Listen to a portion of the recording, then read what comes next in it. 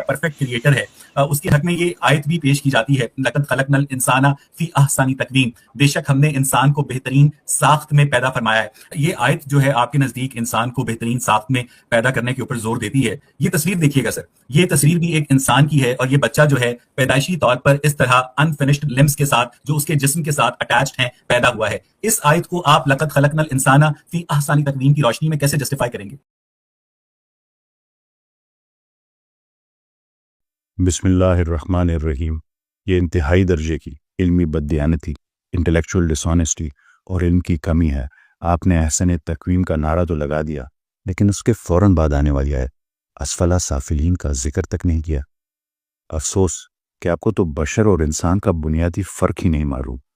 आप ये जानते ही नहीं हैं कि वो क्या चीज़ है जो इंसान को अहसन तकवीम बनाती है और वो क्या चीज़ है जो उसे असफला साफिलीन बना देती है। वैसे इकबाल साहब, एक मासूर बच्चे की तस्वीर दिखाकर जज्बात को मजरू करना और इंसान और इसकी बुनियाद पर खालिक की हिकमत पर सवाल उठाना एक पुराना एथियस्टिक हथकंडा है, लेकिन इल्मी और मंतकी एतबार से ये एतराज़ अपनी मौत आप मर जाता है। आपने सूरह 3 के आयत नंबर 4 लक़द खलक़नल इंसान फ़ी अहसनी तक़वीम तो पेश कर दी, लेकिन इल्मी दियानत का तकाजा ये था कि आप इससे अगली आयत यानी आयत नंबर 5 भी पढ़ते, जिसमें लिखा है सुम्मा रददनाहु अस्फला साफिलीन। आपने लक़द खलक़नल इंसान फ़ी अहसनी तक़वीम का तर्जुमा सिर्फ बेहतरीन जिस्मानी साख्त समझ लिया, जबकि इस आयत से फ़ौरन पहले अल्लाह ताला ने 4 चीज़ों की कसम खाई है जो दरअसल अजीम अंबिया और इनकी जद्दोजहद की तरफ इशारा करती है। पहली आयत है वत्तीन वज़्ज़ैतून, इंजीर और जैतून, ये सरजमीन शाम और बैतुल मुक़द्दिस की तरफ इशारा है।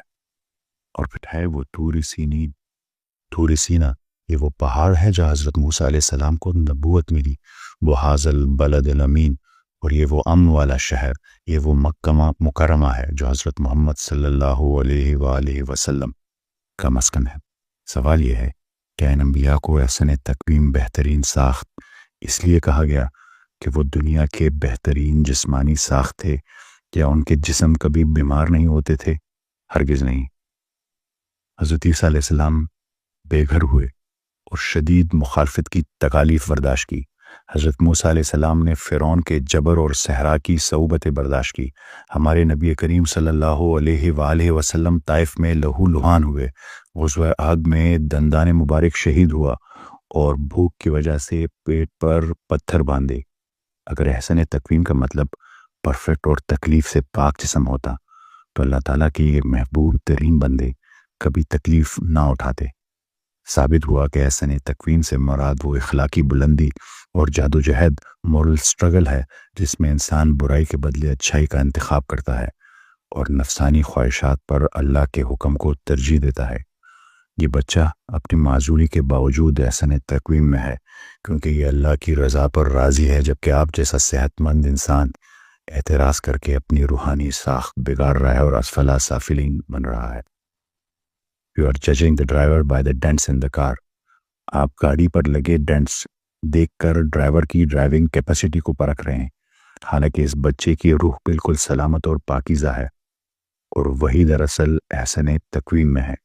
आप बशर यानी हयातियाती जिस्म, बायोलॉजिकल बॉडी और इंसान को एक दूसरे में मिक्स कर रहे हैं, गड़मड़ कर रहे हैं।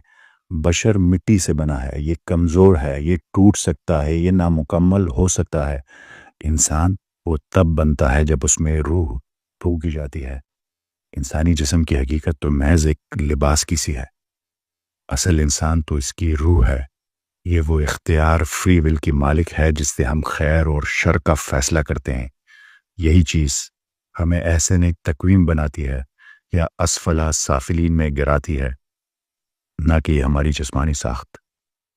अगली आयत में फरमाया सुम्मा रददनाहु अस्फला साफिलीन, फिर हमने इसे पस्तरीन हालत की तरफ फेर दिया। आप शायद समझते हैं कि हाथ पाँव का टेढ़ा होना ना होना असफला साफिलीन होता है। जी नहीं, ये तो मौत एक जिस्मानी आजमाइश है। असफला साफिलीन वो हालत है जब इंसान अपने आला तरीन सलाहियतों, अकल और इख्तियार को इस्तेमाल करके जानवरों से भी बदतर काम करे। एक जानवर بھوک مٹانے کے لیے شکار کرتا ہے، لیکن انسان ہوس کے لیے پوری قوموں پر ایٹم بم گراتا ہے۔ یہ اسفل سافلین ہے۔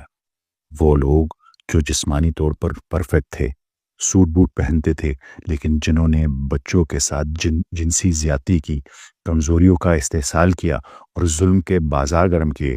دیکھیں نا ایپسٹین آئی لینڈ کو، ایپسٹین فائلز کو۔ یہ ہے اسفل سافلین۔ نفس کی غلامی میں گر کر اپنے خالق کو بھول جانا اور اپنے عقل کو گمراہی کے لیے استعمال کرنا، یہ انسان کو احسن تقویم سے گرا کر اسفل سافلین بنا دیتا ہے۔ یہ ہے اسفل سافلین۔ لہٰذا تصویر میں نظر آنے والا بچہ اسفل سافلین نہیں، وہ مظلوم ہے۔ اسفل سافلین وہ معاشرہ ہے اور وہ لوگ ہیں جو ایسے بچوں کی تکلیف کا سبب بنتے ہیں اور پھر ڈڑائی سے خدا پر ہی الزام لگا دیتے ہیں۔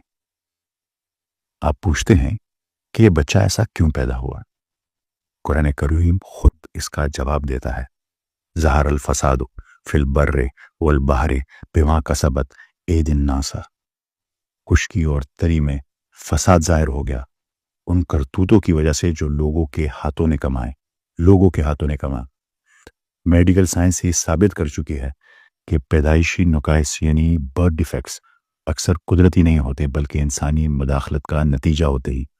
1950 کی دہائی میں آپ نے سنا ہوگا ایک تھیلیڈومائڈ نامی دوا کے استعمال سے ہزاروں بچے بالکل اسی طرح نامکمل اعضاء کے ساتھ پیدا ہوئے تھے۔ یہ خدا کا دھرا نہیں کیا ہوا نہیں تھا، یہ فارماسیوٹیکل کمپنیز کی ایک غفلت تھی، ان کی لالچ تھی۔ ہیروشیما، ناگاساکی اور جنگوں میں استعمال ہونے والے بارود اور کیمیکلز اور ہتھیار نسلوں تک جینیٹک میوٹیشن کا سبب بنتے ہیں، جس کی وجہ سے مسنگ لمز یا ایڈیشنل لمز آتے ہی۔ جب انسان پانی میں پارا یعنی مرکری، سیسا یعنی لیڈ اور زہریلے کیمیکلز پھینکے گا تو ماں کے پیٹ میں پلنے والا بچہ متاثر ہوگا۔ ریڈیشن۔ لہٰذا انسانوں کے پیدا کردہ زہر کا الزام خالق پر مت لگائیں۔ یہ قانون مکافات عمل ہے، یعنی کاز اینڈ ایفیکٹ ہے۔ ہیروشیما پر بم گرانے والا خدا نہیں، انسان تھا۔ کھیتوں میں زہریلی ادویات، پیسٹیسائڈ چھڑکنے والا اور دریاؤں میں فیکٹریوں کا کیمیکل بہانے والا خدا نہیں، انسان ہے۔ تھیلیڈومائڈ جیسی ادویات بنا کر منافع کمانے والے اور ہزاروں بچوں کو معذور کرنے والے خدا نہیں، انسان ہے۔ جب انسان اسفل سافلین بن کر فطرت یعنی نیچر میں فساد پھیلاتا ہے تو اس کا نتیجہ ان معصوم بچوں کی صورت میں نکلتا ہے۔ یہ اللہ کا نقص نہیں، یہ انسانی ظلم کا نتیجہ ہے۔ اللہ تعالیٰ تو آخرت میں اس بچے کو ایسی جزا دے گا کہ اس کی ہر تکلیف راحت میں بدل جائے گی، لیکن ظالموں کا کیا بنے گا جنہوں نے اس دنیا کو زہر آلود کیا۔ اسلام میں جسم صرف ایک لباس ہے یا سواری ہے، اصل انسان روح ہے۔ اگر گاڑی جسم ٹوٹی ہوئی ہو لیکن ڈرائیور یعنی روح اللہ کا ولی ہو تو وہ کامیاب ہے، اور اگر گاڑی چمچماتی ہوئی لیکن ڈرائیور یعنی روح اندھا اور باغی ہو تو وہ اسفل سافلین ہے۔ آپ سب کا بہت شکریہ۔ اس ویڈیو کو اتنا شیئر کریں کہ ویسے والد صاحب کو ان کے سوال کا جواب مل سکے۔ اللہ حافظ۔